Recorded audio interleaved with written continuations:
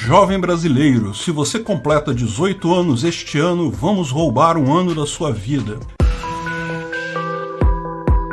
Essa é a Visão Libertária, sua fonte de informações descentralizadas e distribuídas. O serviço militar é obrigatório no Brasil para todo jovem que completa 18 anos de idade. Tipicamente dura 12 meses. Se você é homem no Brasil, sabe como funciona, pelo menos a primeira parte. Todo jovem, no ano que faz 18 anos, deve se inscrever para o serviço militar em alguma repartição militar ou junta do serviço militar. No mesmo ano que você faz 18 anos, você vai ter que participar de várias atividades de teste, alguns exames médicos meio invasivos e, conforme for, algumas provas escritas. O serviço em si acontece geralmente no ano seguinte, durante os 3 primeiros meses do ano, e o restante do tempo, o recruta é designado para uma unidade do Exército. Sim, existe também serviço militar na Marinha e na Aeronáutica, porém os números são bem menores do que no Exército. Em algumas cidades do interior existem as chamadas unidades de tiro de guerra, que são instalações do Exército dedicadas exclusivamente ao treinamento de recrutas. Em qualquer caso, os primeiros 3 meses consistem de fato de treinamento militar básico, aprender a lidar com armas, dar tiro,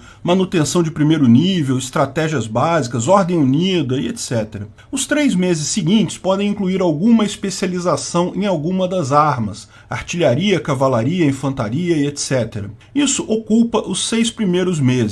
O tempo restante consiste em fazer coisas ordinárias, como limpeza do quartel, pintura do meio-fio, capinar, auxiliar de pedreiro e atividades similares. Embora o serviço seja obrigatório por 12 meses, muitas vezes existem baixas antes desse tempo. A primeira geralmente acontece ali pelos 10 meses. Alguns poucos é que ficam até o 12º mês, ou seja, até a chegada dos novos recrutas. Eu sei disso porque eu fui um dos infelizes nessa situação. Desnecessário dizer que tal obrigação de servir o Exército é claramente antilibertária, certamente fere a ética libertária. Trata-se, em última análise, de pura e simples escravidão por um ano. Sim, o recruta recebe um soldo, na maior parte das vezes mais ou menos equivalente a um salário mínimo, mas a questão aqui não é se você é remunerado ou não. A questão é que existe a obrigação de servir. Lembra, o que define escravidão não é haver ou não remuneração do trabalho. Muitos escravos no Brasil Império recebiam dinheiro, eram conhecidos como escravos de soldo. O que define a escravidão também não é o trabalho ser duro ou extenuante ou em más condições e etc.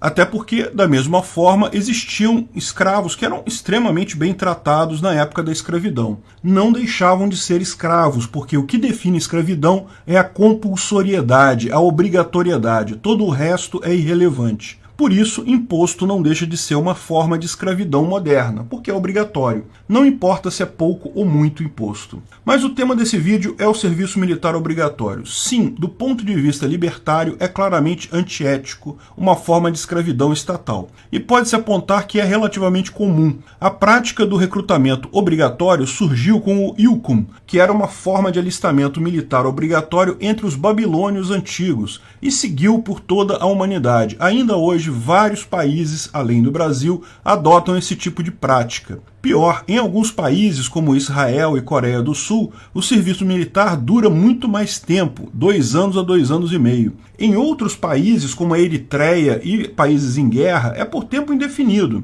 Ainda, outros países, o serviço é mandatório para todos os homens. Não existe o chamado excesso de contingente, como aqui no Brasil, por exemplo. É o caso do Egito e da Colômbia. De fato, no Brasil, já há algum tempo, é bem raro ver alguém que não quer servir ser chamado para servir. O motivo disso é que mesmo o soldo baixo pago ao recruta é visto por muitos jovens de origem mais humilde como um emprego. Portanto, existem muitos voluntários para servir, e com raras exceções, se você não quer servir o Exército, basta dizer isso, não quero servir. Não há interesse do pessoal do Exército também em chamar pessoas que não querem servir. Isso dá uma dor de cabeça enorme para eles e é desnecessário. Tem gente suficiente querendo servir. Isso é algo positivo, porque se alinha com as principais potências e todos os melhores exércitos do mundo. Recruta que não quer servir só causa problemas, porque seus interesses não estão alinhados com o interesse da unidade onde ele serve. Eu, quando servi no distante ano de 1988, num pequeno quartel Matibel, em Juiz de Fora, fui voluntário. A unidade era pequena, então o nosso ciclo básico de treinamento foi feito no quartel-general da 4ª Região, no Mariano Procópio. Que me recorde, haviam apenas 2 recrutas numa companhia de mais de 100 que diziam estar servindo contra a vontade.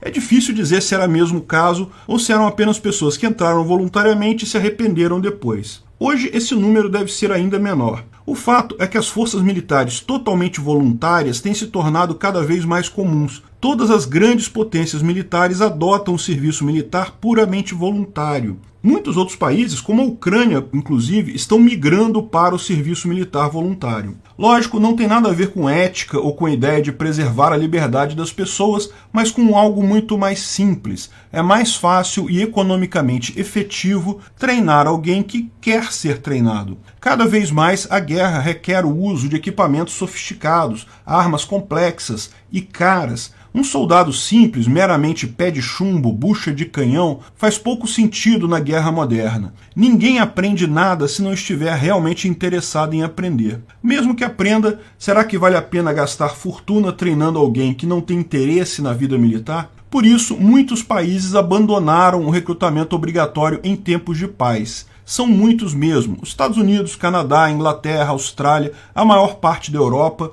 e até a Argentina funcionam com base em alistamento voluntário. Se você quiser servir, você pode servir, mas não é obrigado a isso. De fato, não é difícil imaginar o Brasil migrando para esse sistema, porque, de fato, a quase totalidade dos recrutas já é, hoje, voluntária. Esse é um movimento que vem acontecendo já há algum tempo devido justamente às atualizações das armas de guerra, que ficam cada vez mais complexas. Países como a Ucrânia e o Cazaquistão estão, ou no caso da Ucrânia, estavam no processo de transição de alistamento compulsório, como no Brasil, para alistamento voluntário. De fato, se há voluntários suficientes, difícil imaginar a vantagem de obrigar alguém a ser treinado. Com as guerras se tornando cada vez mais tecnológicas e requerendo cada vez mais conhecimento e treinamento, é impossível justificar a obrigatoriedade do recrutamento. Lógico, do ponto de vista da ética libertária, ninguém poderia ser obrigado a isso por meio algum. Mas, mesmo do ponto de vista utilitário, é cada vez mais inútil um recruta contra sua vontade. Será que não está na hora do governo brasileiro rever esse absurdo sem sentido?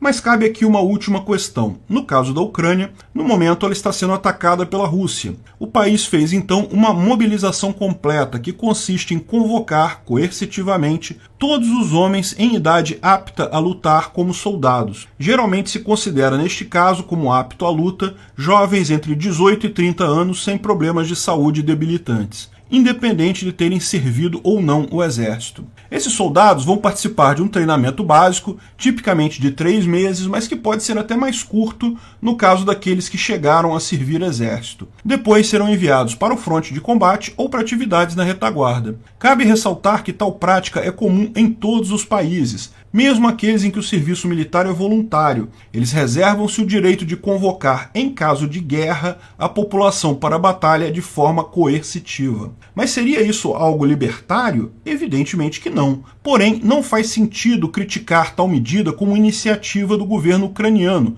visto que trata-se unicamente de resposta necessária e óbvia à agressão russa, uma reação que provavelmente seria a mesma em qualquer país do mundo. O grande agressor aqui é Putin, que com sua atrapalhada tentativa de guerra de conquista de território em pleno século XXI, tirou muito da liberdade dos ucranianos e dos russos também. Ainda assim, é impressionante ver a quantidade de voluntários lutando pela Ucrânia nessa guerra, ucranianos e estrangeiros, enquanto Putin consegue apenas recrutas com ditadores amigos dele, só gente do mal. A Ucrânia precisou recusar novos voluntários simplesmente porque não tem capacidade de treinar todos. O serviço militar é claramente antiético sob o ponto de vista libertário. Ninguém deveria ser forçado a servir. Mas tenho que confessar que algumas das melhores lembranças que eu tenho da minha juventude vieram deste período. Exercícios de guerra e sobrevivência podem ser incrivelmente divertidos. O companheirismo que se forma entre as tropas também é uma experiência única.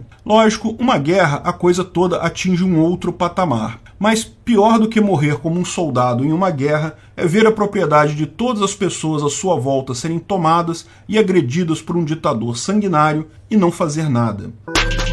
Obrigado pela